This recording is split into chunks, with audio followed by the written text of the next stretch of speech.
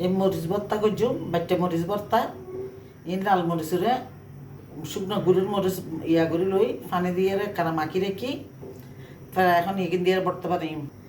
এটা পেঁয়াজের দিয়ে রসুন লাগিব আর লবণ আর এই দাঁড়ি ইসে শুটকি বাড়া ইসে শুটকির বাড়ি রেখি তো কীভাবে বানার আমরা শোন। এখন তেল দিই চুলোত, তারপর পেঁয়াজ একটা রাজি গেলেই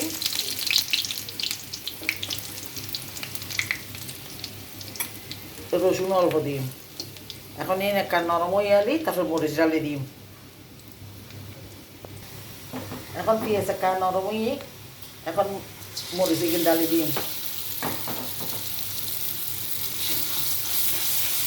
ডালি দিয়ে ভালো করে লাড়ে দিয়ে লাগি মাঝখানে কষাই দিই।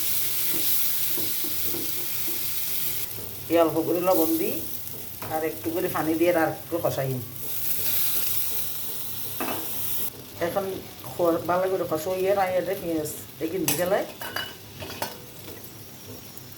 আর শুটকি মাছ বাড়ি রেখে দিয়ে কিনে দিই। তা এখন ভালো করে লাড়ি লাড়ি আরও ওয়াই।